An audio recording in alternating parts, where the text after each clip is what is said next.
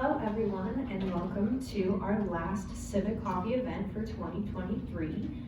Today, if you're joining us online, we are recording at Watauga, which is the Washington Talking Book and Braille Library here in downtown Seattle, or maybe this is considered Belltown, I'm not really sure, but around that area.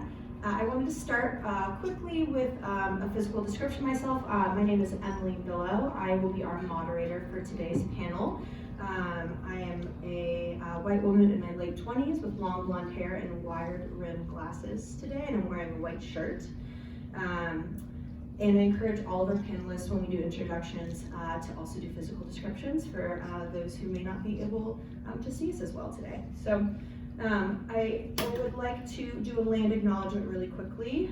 So we acknowledge that the city of Seattle and its green spaces are on the stolen Coast Salish land, specifically the ancestral land of the Duwamish, Squamish, Still-Squamish, and Muckleshoot people.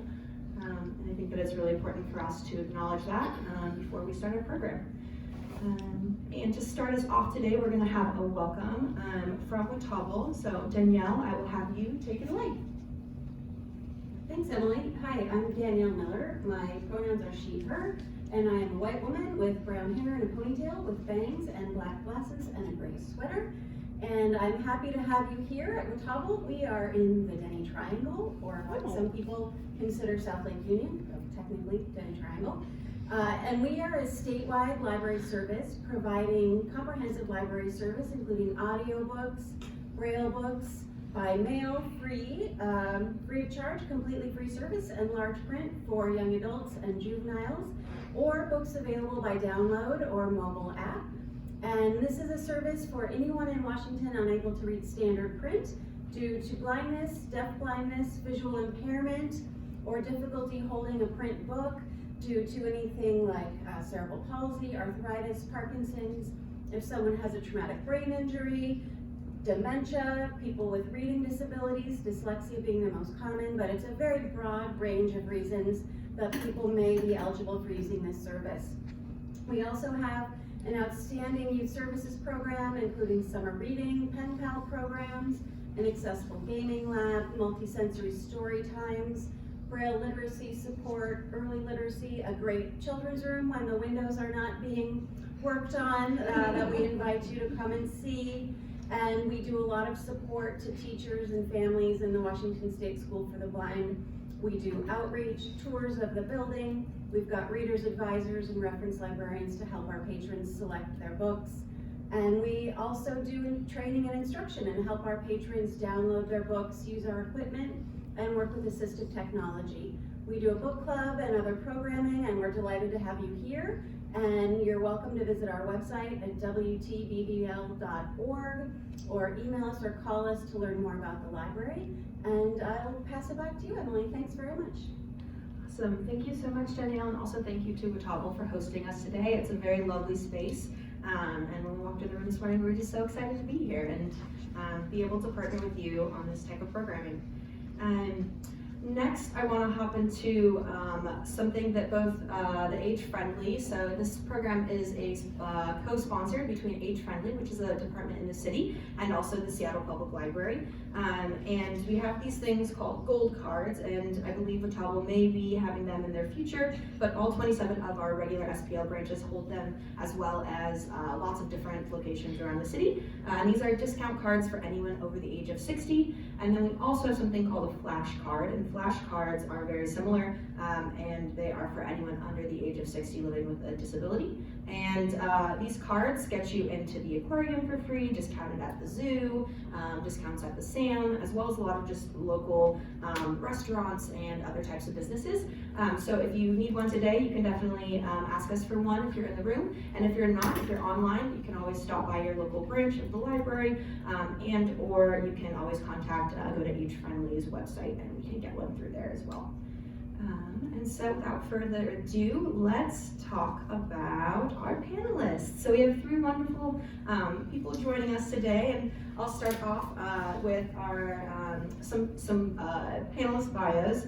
So first we have Maria Kelly. She's an OTR/LATP. She's a senior AT specialist with the Washington Assistive Technology Act program. So Marie Kelly received her degree in occupational therapy from Ohio State, and her ATP certification from RESNA.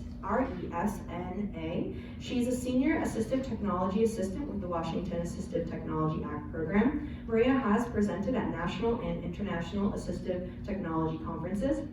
She has extensive experience conducting assistive technology evaluations, worksite, and home modifications. She works frequently with vocational rehabilitation, area agency on aging, workers' compensation, and school districts in Washington state. Her interests include computer science, or computer access, home accessibility, ergonomics, aging, and the use of mobile technology in the field of disabilities. So thank you, Maria. And then next in line we have Lynn St. Pierre. She's a program manager for the Independent Living Program, Department of the Services for the Blind. Lynn is a third-generation gal from Tacoma with deep roots in the Pacific Northwest. She has worked with people her whole life and has had careers in nursing and massage therapy, and for the past 6 years as a certified orientation and mobility specialist. Lynn has worked for the Independent Living Program as a lighthouse for the blind employee for almost 3 years.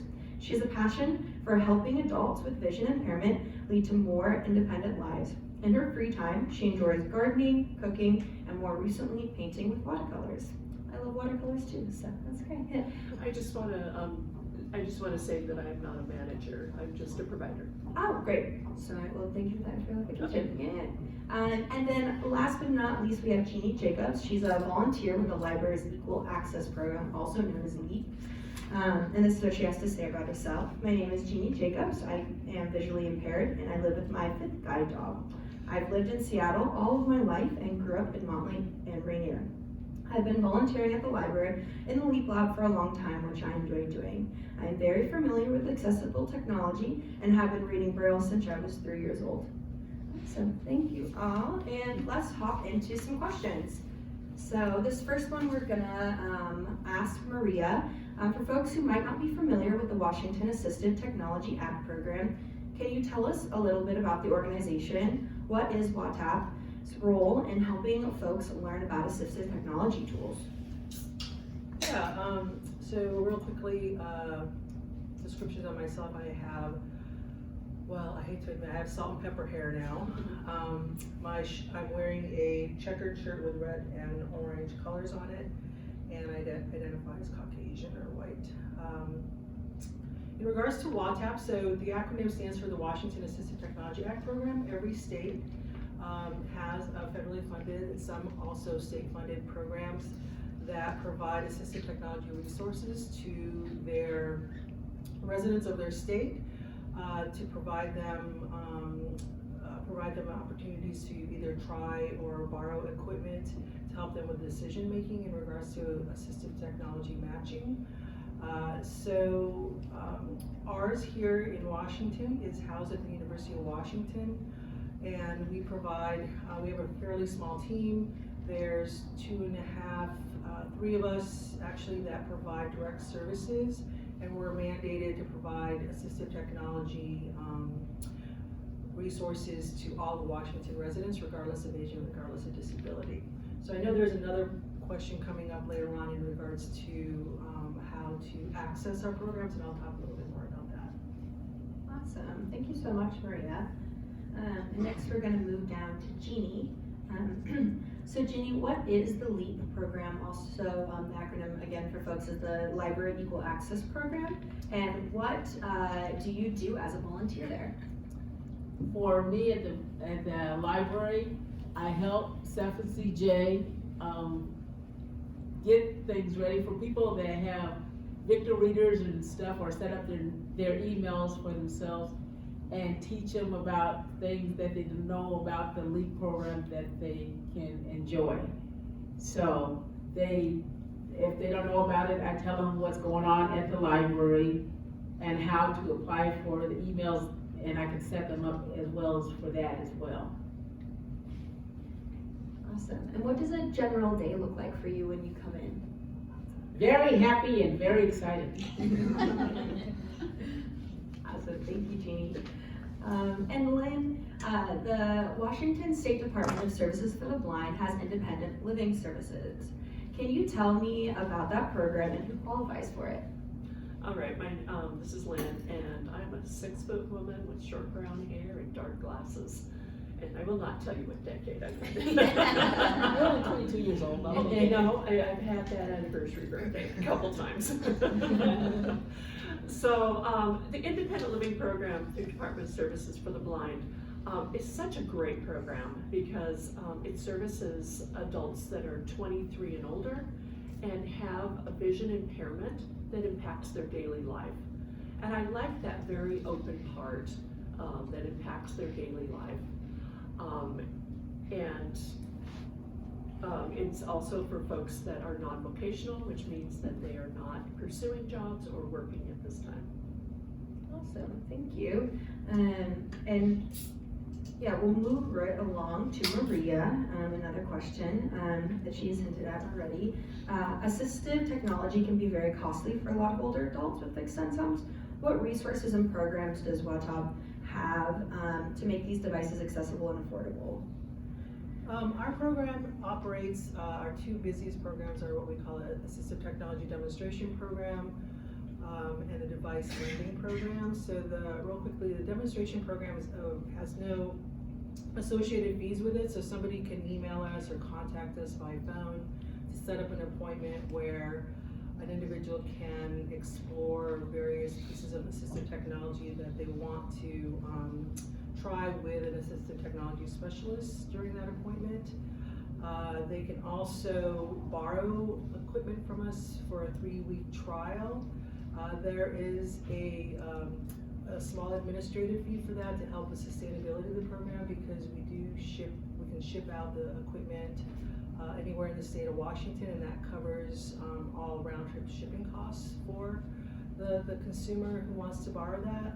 The importance of these programs is that it gives the person who is interested in perhaps buying assistive technology an opportunity to try it across environments to help them with decision making, so that they can kind of like the try before you buy concept, to give them more information as to whether or not, for example, JAWS is going to work for them, or a different type of Braille display. We can get those sent out to an individual to help them make a more informed decision.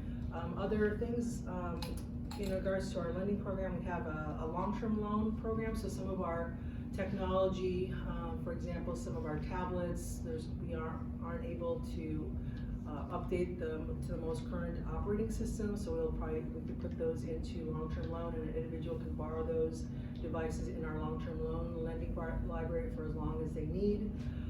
So if you need more information about that, you can always contact us.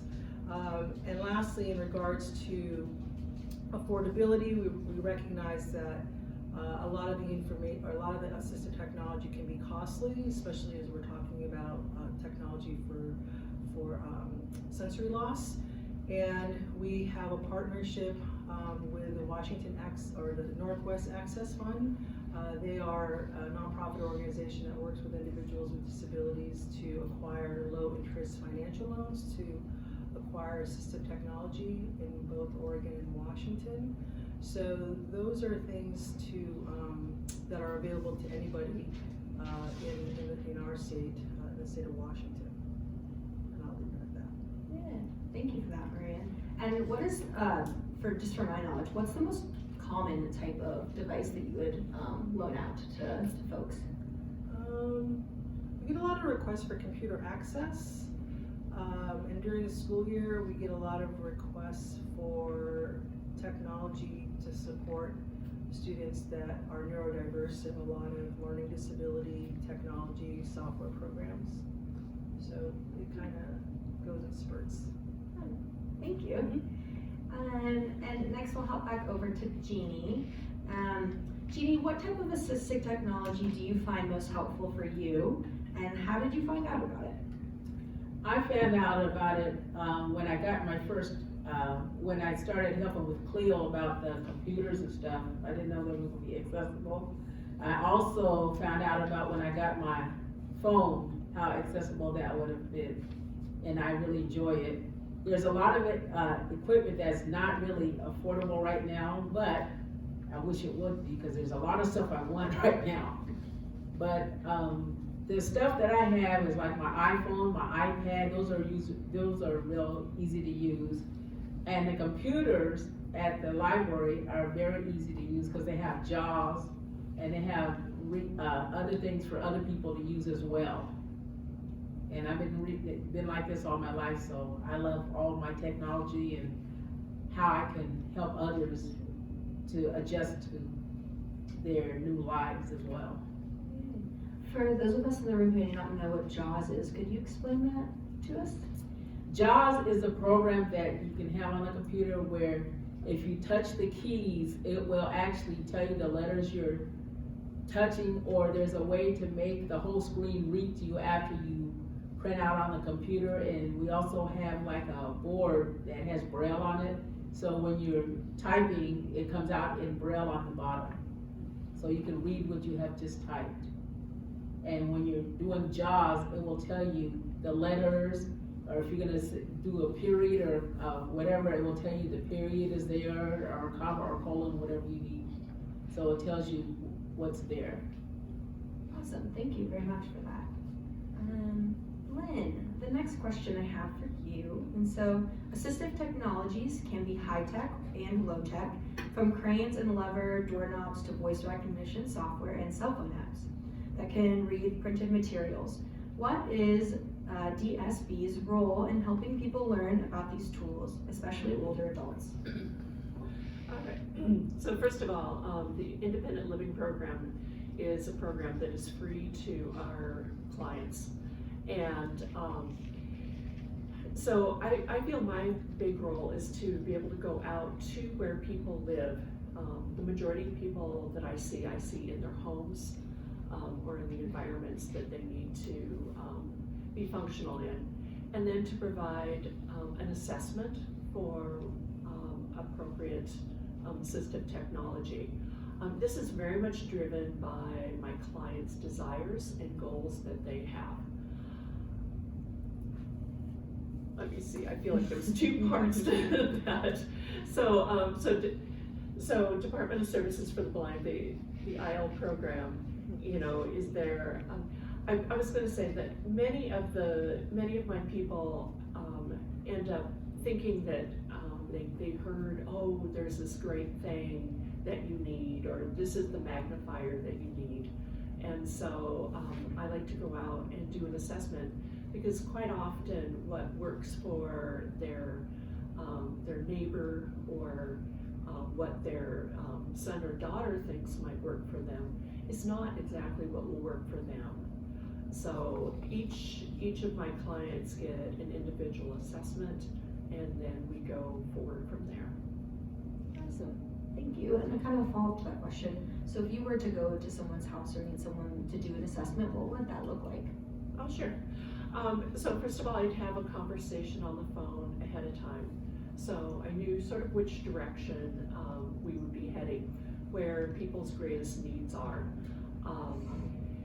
And then from there, it really goes from what their needs are. If they say they can't read mail that comes in, then I would bring the magnifiers for an assessment, you know, to check to see what level of magnification they would need. I would also look at lighting, because that's very much can be helpful with reading. Some people tell me that their biggest need is safe mobility, to be able to move about in a safe way, or they've had some trips or falls in the past. And so we would talk about the possibility of using a long white cane, or another accessibility device such as a monocular, so that they can see further, to read signs. And then, you know, we also do some counseling and talking about adjustment to low vision or blindness. And so some of my time is assessing those needs to see if they need some outside referrals to counseling, and just to assure that, to assure them that what they're feeling is quite common, and maybe get them hooked up with a support group so that they can have a chance to be able to talk about what they are feeling. Thank you for that. I really like the holistic approach that seems to kind of go with that, from the start to the finish, really like supporting folks. Yeah, and it's, like I said, it's driven by client desires and goals. Thank you. Next question I have back at Maria, and it's, assistive technology is not a one-size-fits-all solution. Can you tell us the process from tailoring assistive technology recommendations to suit an individual's changing needs and goals over time? Well, to piggyback on what Lynn said, it's all about function. So oftentimes we'll get calls from individuals who want to know what the best app is for somebody. Maybe they're an advocate for an individual with a disability. But the key really is asking the questions of what is it that they're trying to do that they can no longer do independently or successfully. So trying to get a better understanding of what that individual's goals are, not the goals of the family member who's checking it on them, but their own personal goals. That tends to provide better outcomes for the individual and matching them up to assistive technology. And oftentimes then it's appropriate to, depending on what it is they need. So if somebody's just looking for a different keyboard, it's kind of my professional opinion, they don't really need to have a full-blown assistive technology assessment. They can come in and make an appointment with us to get a demonstration of various types of keyboards that they could be more functional with. But if something is either moderate tech or high tech with more electronic components, they could benefit from a more thorough assistive technology assessment. And oftentimes their funding source prohibits them from those AT assessments being paid for unless they're tied into voc rehab, or if they're eligible for like the IL program that Lynn was just talking about. So it's really, as I said, many of our clients who contact us at WATAP who don't have funding sources for AT evals, we can pretty much help them if they come in and do the demonstrations with us, because then they have enough information to make a more informed decision for themselves before they go out and spend their financial resources. And where might someone do this type of like test runs on equipment? Where are you guys located? We're located behind the University of Washington Medical Center. I could describe it to you, but pretty much we have to like stand outside and find people because they can't find us. So Kim can attest to that. So I spend a lot of time when we have appointments. So we send individuals a map and directions, but it's been my experience that it's kind of a challenging building to find. So, but we are on the main campus in Seattle, and that's where we do it. Or there are situations where individuals have limitations in transportation, so we can make appointments to visit them outside of our office buildings. But it's better if they can come to us because all of our equipment is there. We can pull from our current inventory. And if you're curious, I brought brochures. Our website has an online inventory of our equipment if you want to peruse through that. And if there's something that you're interested in, you can always set up an appointment to either do a demo or to borrow it. And lastly, if you don't see something on there that you're interested in, you can always find out if that's something that we're going to be purchasing in the near future. Thank you. And kind of while we're talking about brochures and stuff, Lynn, I know you have brought some things in the back as well. Did you want to talk about those really quickly? Oh, sure. So there's a limited number of folders, and I have more information that went into the folders. There is just a fact sheet on being able to do some modifications in your home for low vision, and also a fall prevention assessment. I also have a brochure for Lighthouse Low Vision Services, which includes a low vision clinic. Thank you. And we will pass the next question over to Jeannie. Jeannie, is there anything you want to share about use of technology for those who are newly blind or have low vision? Okay, with my cell phone I put on all kinds of apps. There's also one that will read to you. There's a couple of them actually. But my favorite one is Be My Eyes and Be My AI. Be My AI is a lot different because what it does, you can take a picture of the whole thing and it will read to you, describes to you everything to a T. If you want to know more about that, then you ask somebody and then they'll tell you the rest of what's on there.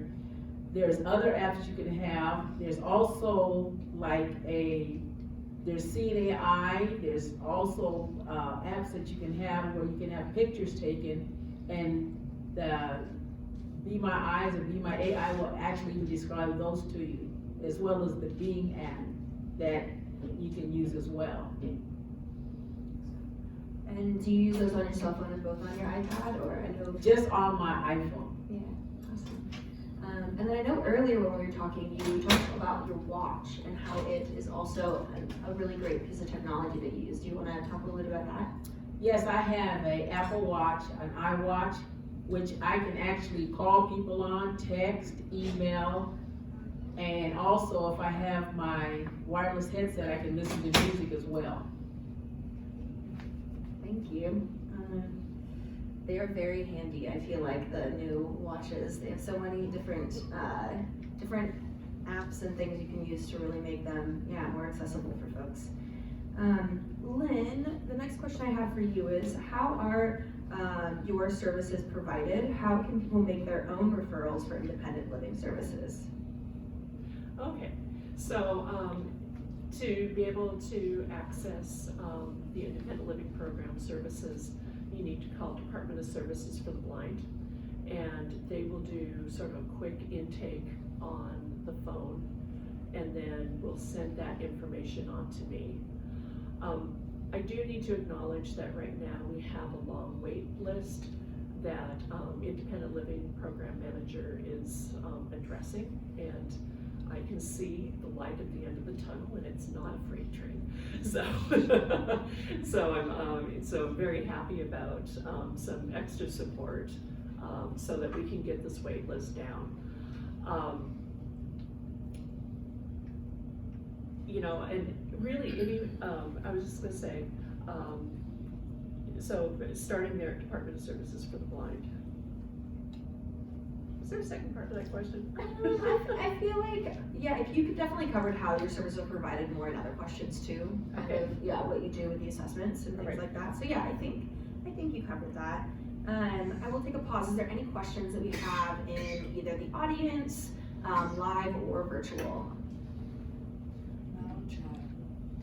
Do we have any questions from the live audience at all? Anything you'd like to ask any of these wonderful folks up here?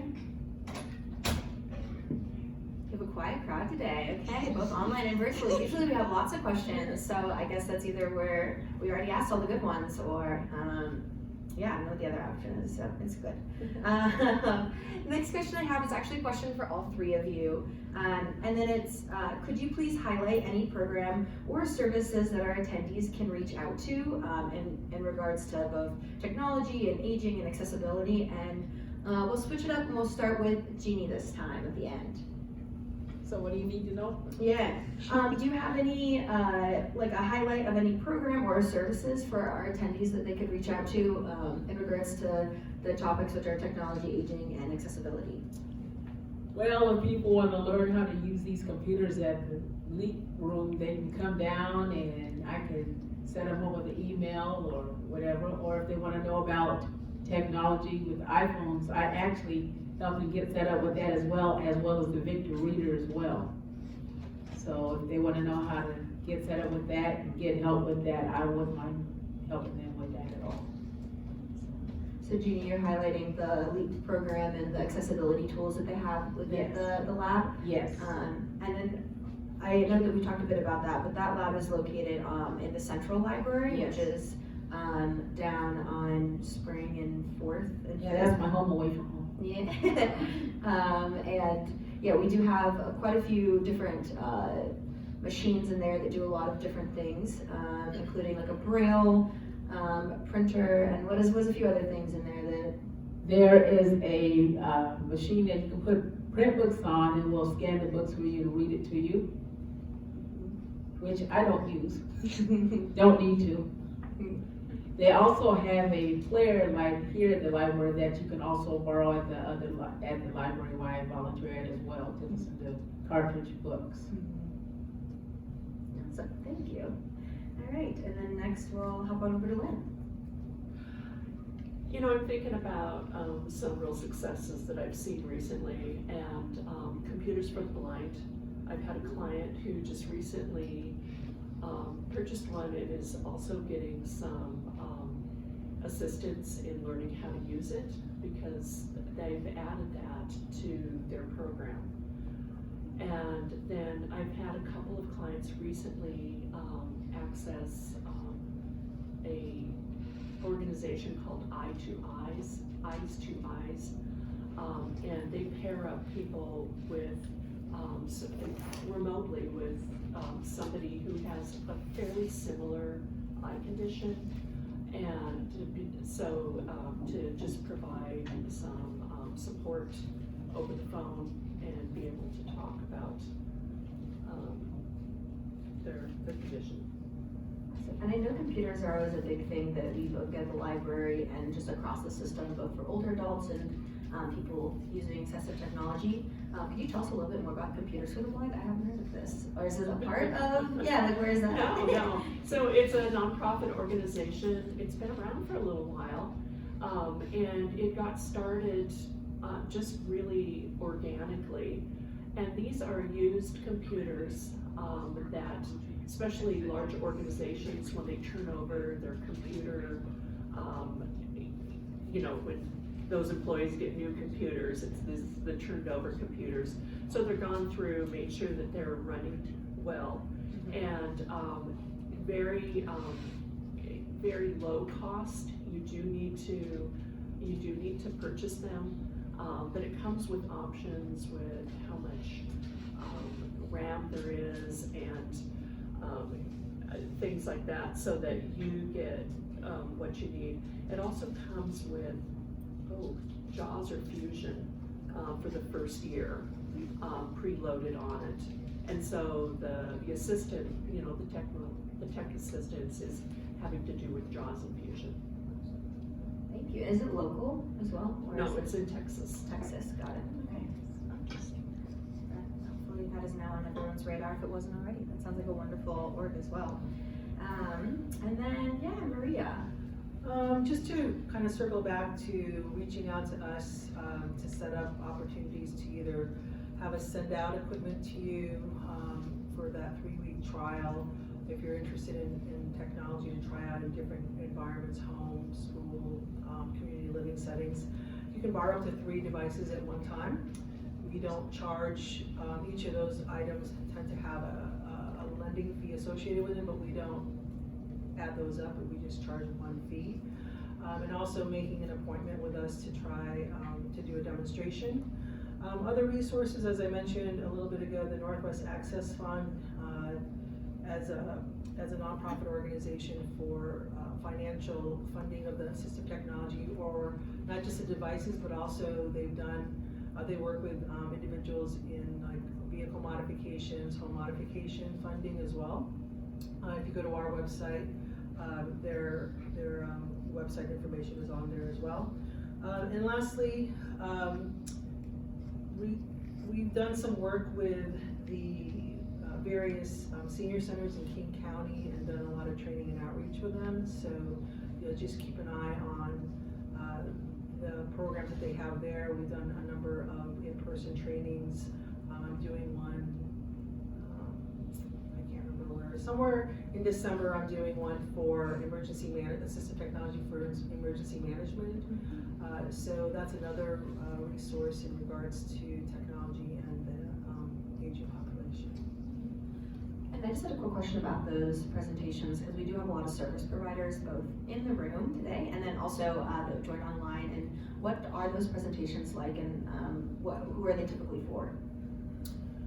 Well, our staff does a lot of information, presentations in regards to just general information about WATAP, but we also do a lot of training, specific trainings depending on the requests that we get. We do a lot for Division of Vocational Rehab.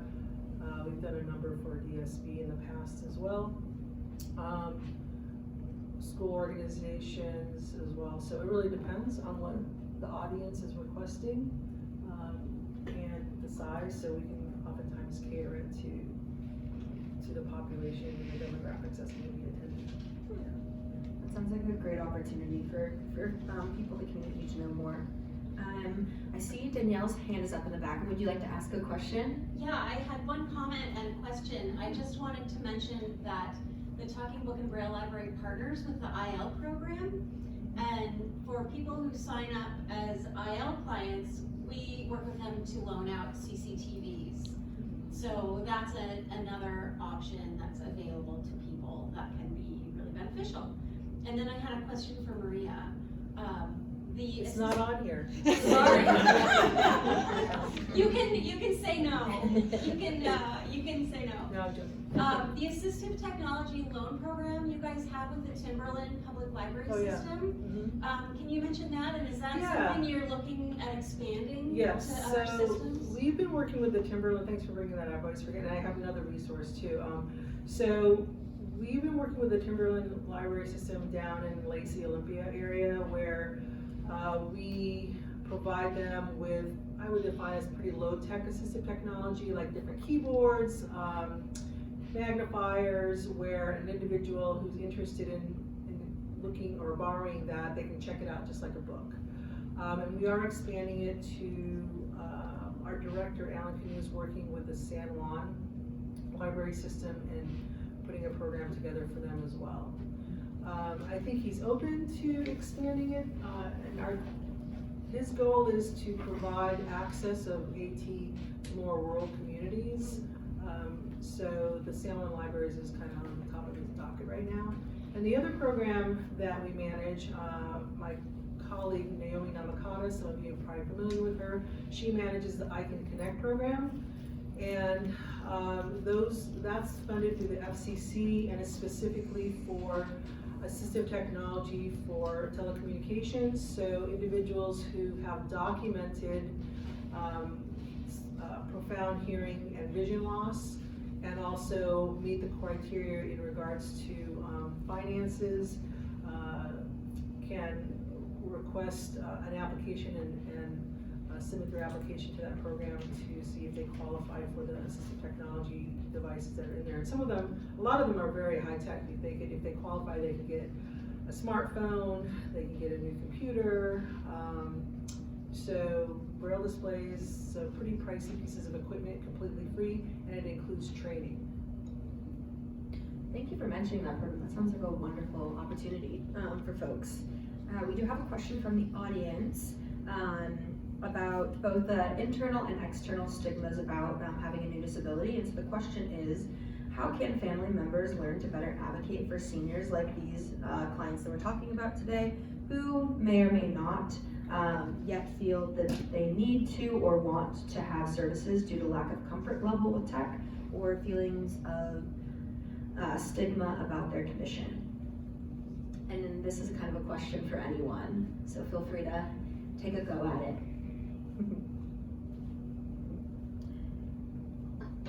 Well, with me and my family, I'm the only visually impaired person in my family. And my brother actually helped me more than my twin actually has.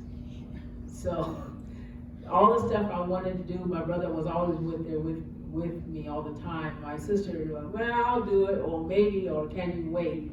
And when I wanted to go shopping and stuff, my dad was always there, or my other brothers were always there.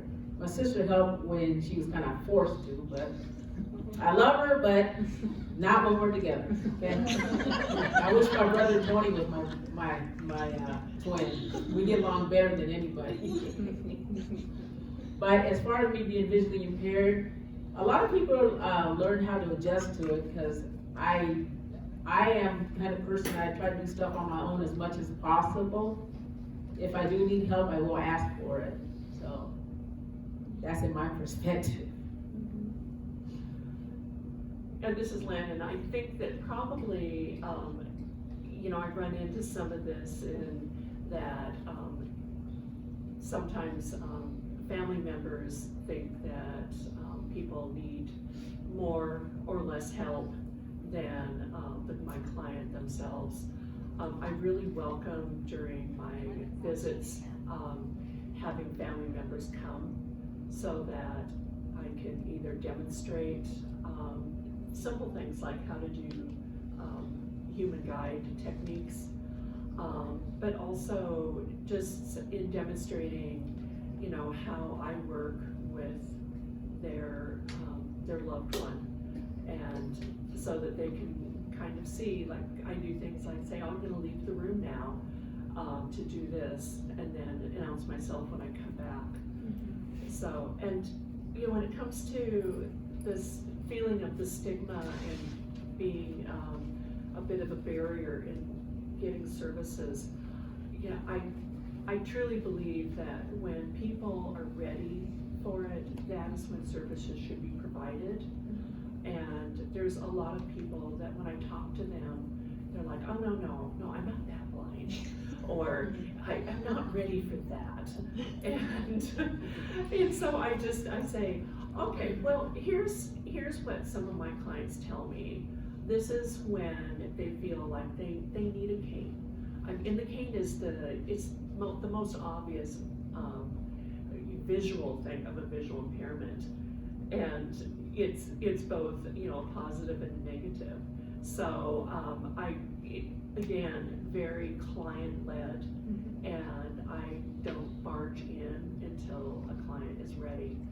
And sometimes it's that step off the curb one too many times or something like that when people call me and say, now I'm ready. Yeah, so what I'm hearing saying is definitely, the client really needs to want to do these services and wants to have that initiative, and that's the big start.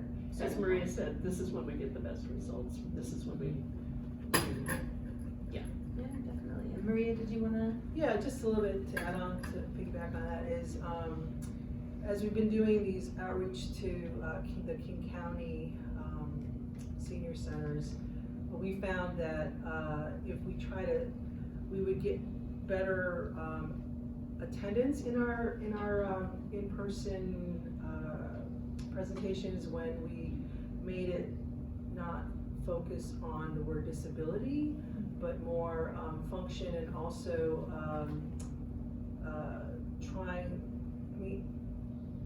the environment always talks about aging into a disability, but we're really try to pitch it as, you're having a hard time doing this right now, like, don't you want to hear the TV better when you're watching whatever show you're enjoying?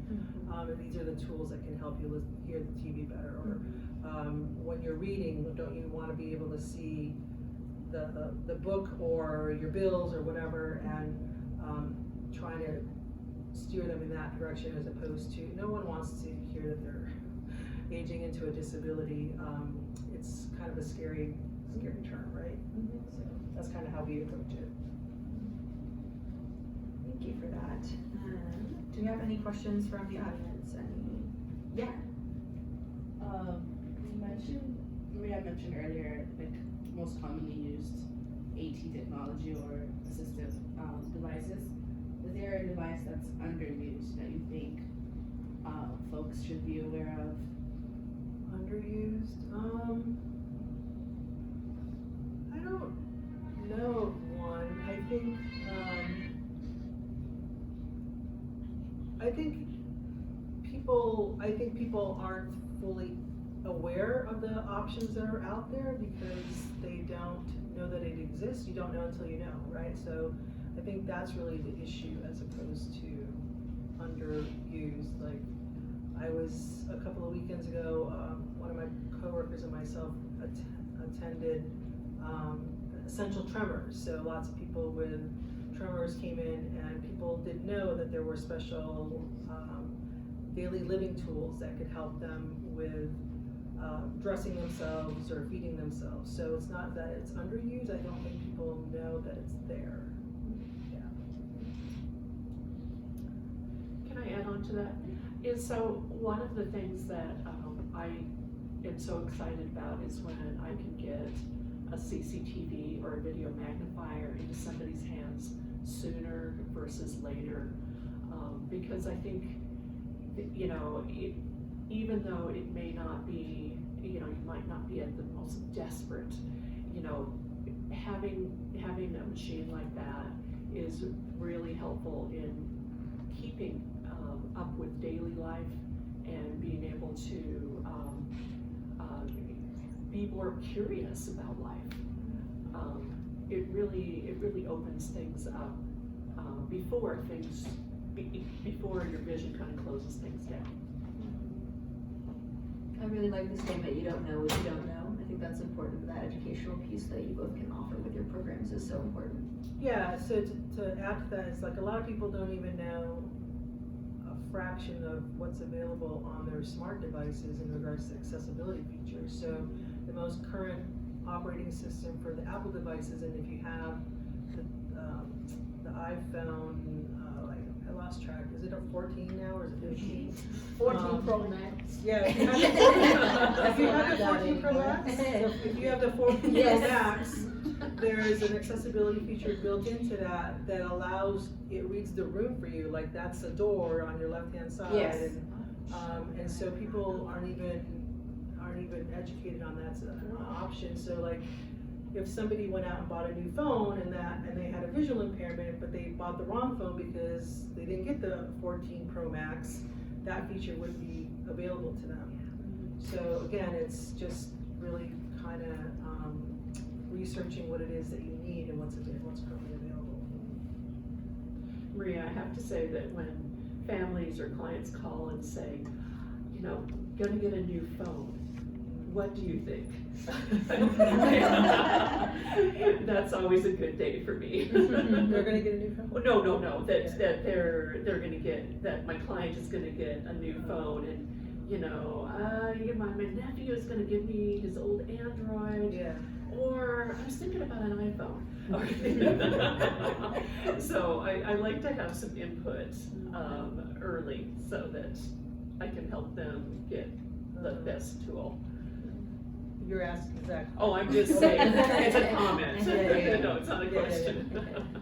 And then real quick, Jeannie, I know you said that you had used that accessibility feature. How was it for you? Did you like it?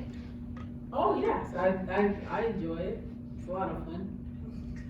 I got a lot of apps on my phone I use a lot. Mm-hmm. I even play games on my phone. There's accessible games that you can play, like Crazy Eights and a couple other games. That's awesome. And then I see we have a question from the audience, or at least you raise your hand. Yeah, I was just want to ask, so I think as technology advances, I think this ties into digital equity. And what is your orgs doing to reach, I guess, like BIPOC communities where a lot of digital equity, there's a huge gap. So is there like a special program to reach those folks, or, I mean, I don't know. I'm sorry, what communities? I didn't quite hear. BIPOC, Black and, Oh, yeah. okay.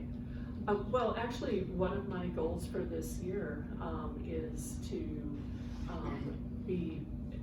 do better to reach out for Native American, African American, and Asian populations, which when you look at our numbers of who we're seeing, they are underrepresented.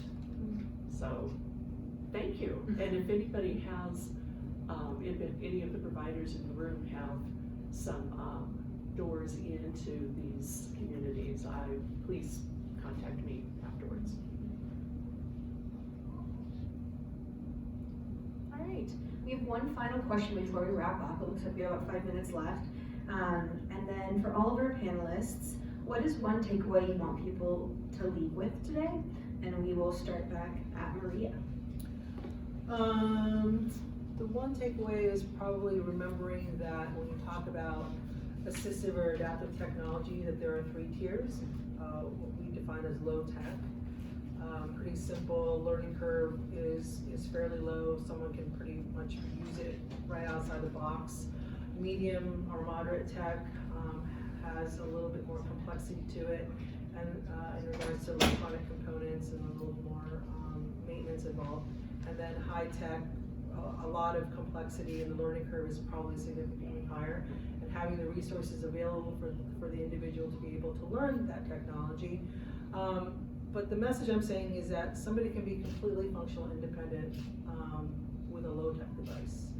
And a lot of times people get caught up in that they have to have the greatest, newest iPhone 14 Pro Max to be functional. And that's not necessarily, but it's a good feature.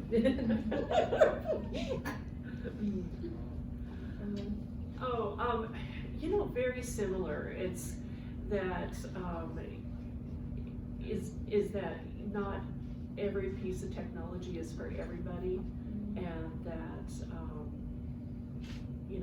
I hope that they reach out through the independent living program, so that you don't spend money and time trying out technologies before you buy. And yeah. And Jeannie? I only get new technology when mine breaks. I use it when it can't be fixed anymore. That's why I got my phone. I had the 12, and the 12 kept on crashing. And I had it for 3.5 years, and it kept crashing. I was trying to keep it longer than that. So what I do is when mine breaks, I just trade it into the Apple Store, and it pays for itself. But I like all the games I can play though. Awesome, everyone. Well, I just want to thank all of our panelists for all of their great insight and personal stories that they shared today. And thank you for everyone watching, both in person and online. Special thanks to Watable for hosting us again today, and thank you so much. It was a beautiful room, and we really like these mics. These are new to us, so it's very exciting to have high tech, as we would call it. And I think with that, we'll conclude today's session. So yeah, thank you everyone, and have a great rest of your Thursday. I think there's some sun outside if you're in Seattle, which is always exciting. And yeah, thank you.